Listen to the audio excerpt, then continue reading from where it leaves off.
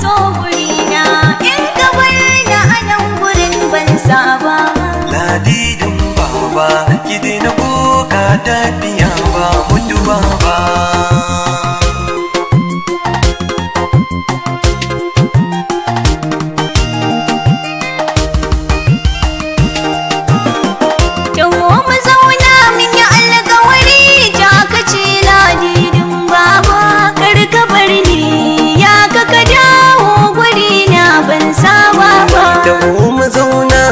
Alkawari ni da ke ladidin baba, yau zan tafi ki daina kuka tafiya ba mutuwa ba. Ki daina kuka taho mu zauna ya ki zo ladidin baba.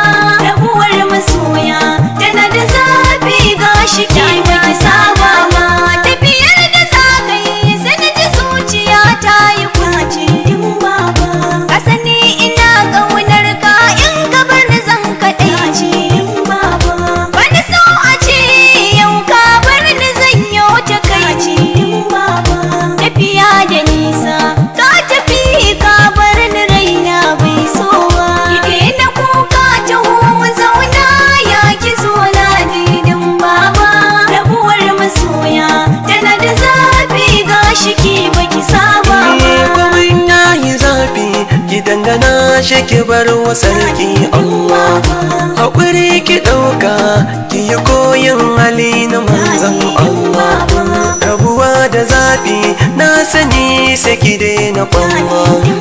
Zan so ki daina kuka ki zama jaruma kin ji ladidin baba. Ki daina kuka taho mu zauna ya ki zo ladidin baba. Rabuwar masoya tana da zafi gashi ki baki saba ba. Yaushe za ka dawo ka sani mun saba da juna. Ka sanya so a zuciya ka zane mun jini na. Tafiyar ka ban so gashi ka tafi ya zandare na. Ka dawo in ka bar ni a nan kwani ban saba ba.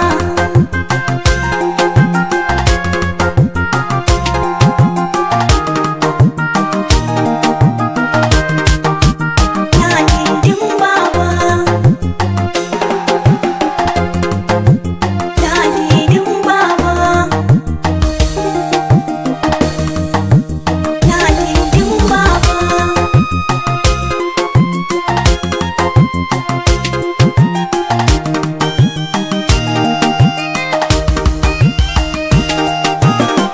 Ki daina kuka taho mu zauna ya ki zo ladidin baba. Rabuwar masoya tana da zafi gashi ki baki saba ba. Tafiyar da zanyi kin sani babu so na raina. Rabuwa da ke ba daɗi na ji a jikina. Tamkar ma in fasa in dawo in zo mu zauna. Ke ce farin cikina zo mu zauna ya ki ladidin baba. Ki daina kuka taho mu zauna ya ki zo ladidin baba.